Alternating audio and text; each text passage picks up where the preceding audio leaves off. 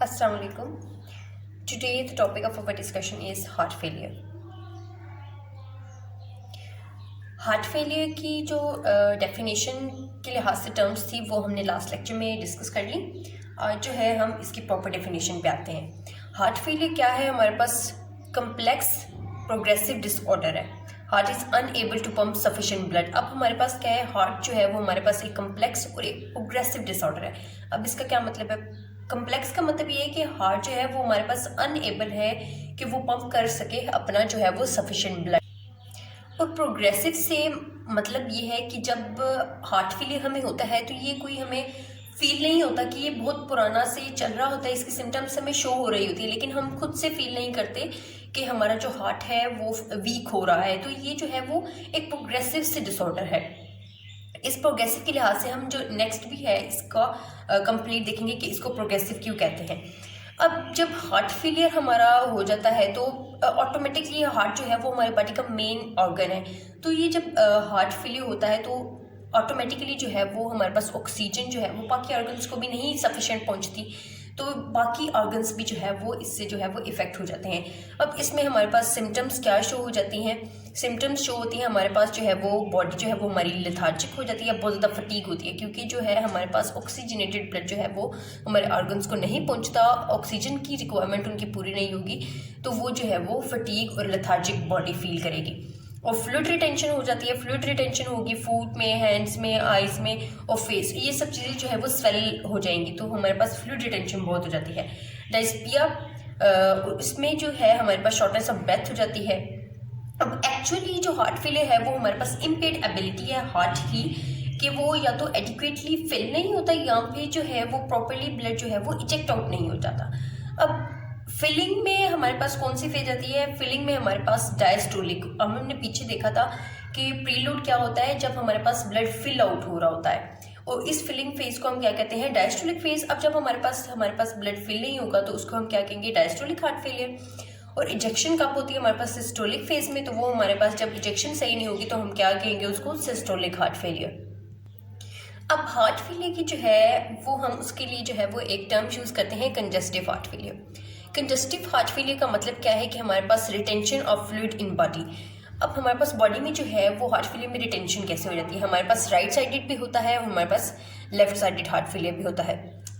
अब right sided जो है वो हमारे पास डीऑक्सीजनेटेड ब्लड को जो है वो डील करती है। अब डीऑक्सीजनेटेड ब्लड क्या है? हमारे पास जो लंग्स के पास जाता है। Lungs receive blood from body, क्योंकि बॉडी से ही लंग्स के पास जाएगा, और डीऑक्सीजनेटेड होता है तो वो हमारे पास लंग्स में उसकी प्रॉपर जो है वो क्लिनजिंग और प्रॉपर उसकी ऑक्सीजनेटेड हो जाता है ब्लड।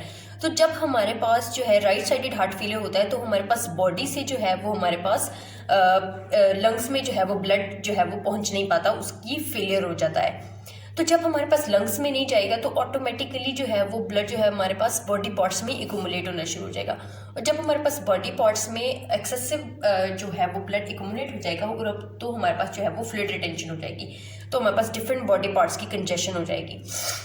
लेकिन अगर लेफ्ट साइड हार्ट फेलियर की बात करें तो हमारे पास क्या होता है? लेफ्ट साइड जो है वो ऑक्सीजनेटेड ब्लड को डील करती है, और जो ऑक्सीजनेटेड ब्लड लंग्स से क्या होता है कि वो हमारे पास ट्रांसफर होता है पूरी बॉडी में।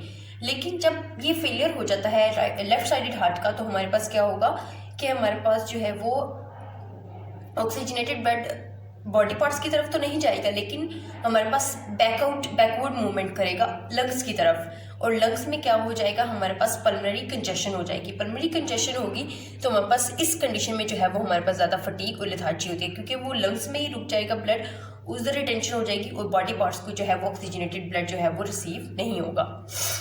अब उसके बाद आ जाती है बात हमारे पास क्लासिफिकेशन की।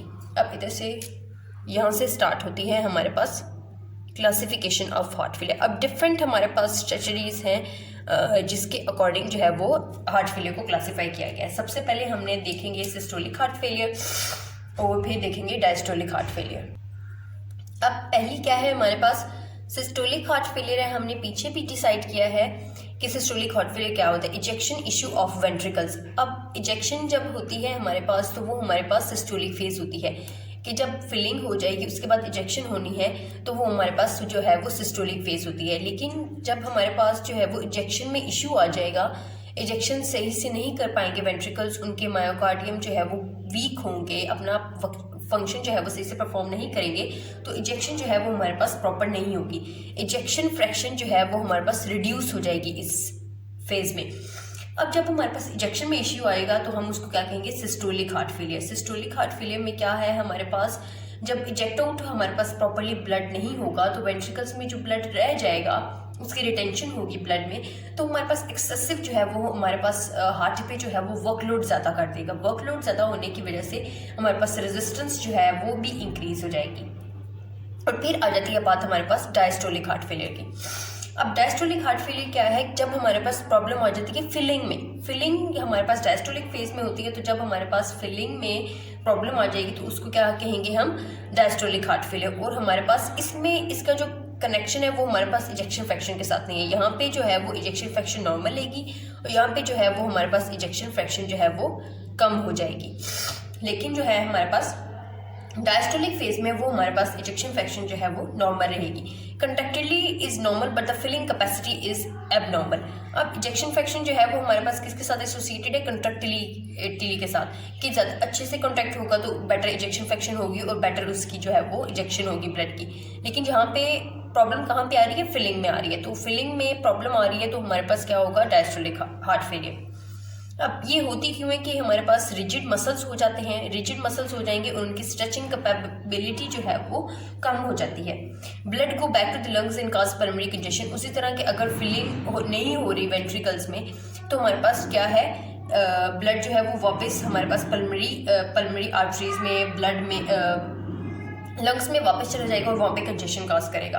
It occurs because of hypertrophy. अब हाइपरट्रोफी का क्या मतलब है कि जब हमारे पास साइज इंक्रीज होना शुरू हो जाता है हार्ट का। अब हमारे पास वेंट्रिकल जो है नॉर्मल साइज में हो तो हमारे पास नॉर्मल फंक्शन परफॉर्म करते हैं। लेकिन अगर जब हमारे पास हार्ट के मसल जो है वो वीक हो जाते हैं तो वो अपनी तरफ से जो है वो इस कंडीशन को सही करने की कोशिश करते हैं। अब सही करने में वो क्या करते हैं, उनका साइज इंक्रीज हो जाता है थोड़ा बहुत, और उनकी जो मायोसिन और एक्टिन फिलामेंट्स हैं वो इनलार्ज हो जाते हैं। उनके इलाज होने की वजह से जो हार्ट की जो एक्चुअल मॉर्फोलॉजी है वो चेंज होती है और उसका साइज इंक्रीज करना शुरू कर देता है, क्योंकि जो है वो अपने एक्ट पे जो है वो उस कंडीशन को ठीक करने की कोशिश करते हैं। लेकिन ये जो है वो उसकी फर्दर कॉम्प्लिकेशंस हो जाती हैं। तो ये हमारे पास हाइपरट्रोफी जो है वो हार्ट के साइज का इंक्रीज हो जाना है और ये जो है वो हमारे पास शिफ्टिंग ऑफ मायोकार्डियम जो है वो उसको डिस्टर्ब करती है। अब ये होगी हमारे पास एक क्लासिफिकेशन सिस्टोलिक और डायस्टोलिक हार्ट फेलियर। फिर उसके बाद जो हमारे पास अमेरिकन सिस्टम है कि उसने जो है वो हमारे पास स्टेजेस जो हैं वो डिस्कस की हुई हैं। स्टेजेस डिस्कस की हुई है कि ए स्टेज है, बी स्टेज है, सी और डी। अब इसमें क्या स्टेजेस में क्या होता है, ए स्टेज में क्या होता है कि हमारे पास हाई रिस्क होता है हार्ट फेलियर का, लेकिन इसमें कोई जो है वो ना तो स्ट्रक्चरल चेंज आता है और ना ही हमारे पास सिम्टम्स आती हैं। ना तो हमारे पास हाइपरट्रोफी आती है कि उसका साइज इंक्रीज हो रहा है, ना ही हमारे पास सिम्टम्स आती हैं जो हमने पीछे डिस्कस किए हैं। और उसके बाद बी टाइप में क्या आता है कि स्ट्रक्चरल हार्ट डिजीज होती है लेकिन हमारे पास जो है वो सिम्टम्स नहीं आती।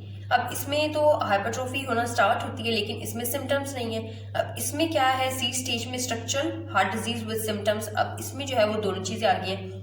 और डी स्टेज जो है वो हमारे पास एंड स्टेज है, इसमें जो है वो कंप्लीट जो है वो हार्ट हमारा फेल हो जाता है। अब इसके बाद हमारे पास आ जाती है थर्ड क्लासिफिकेशन, वो हम जो है वो यहाँ पे ब्रीफली डिस्कस नहीं करेंगे, बस मैं थोड़ा सा उसको इंट्रोड्यूस करा देती हूँ कि वो हमारे पास लेफ्ट साइडेड हार्ट फेलियर होता है और हमारे पास राइट साइडेड हार्ट फेलियर होता है। अब यहाँ पे भी हमने डिस्कस किया है कि ऑक्सीजनेटेड और डीऑक्सीजनेटेड ब्लड का, उसी तरह ये है, इनकी कंडीशंस भी हमने इधर देख ली हैं। तो ये हमारे पास एक तो क्लासिफिकेशन होगी सिस्टोलिक और डायस्टोलिक हार्ट फेलियर की, सेकंड क्लासिफिकेशन होगी स्टेजेस की, और थर्ड क्लासिफिकेशन हमारे पास राइट साइडेड हार्ट फेलियर और लेफ्ट साइडेड हार्ट फेलियर की है। यहाँ पे हमारे पास टर्म्स भी हो गई, हमारे पास जो है वो क्लासिफिकेशन भी होगी और हार्ट फेलियर की सिम्टम्स और उसकी डेफिनेशन को जो है वो हमने डिस्कस कर लिया। नेक्स्ट जो है हम इसके कंपेंसेटरी मैकेनिज्म्स को देखेंगे।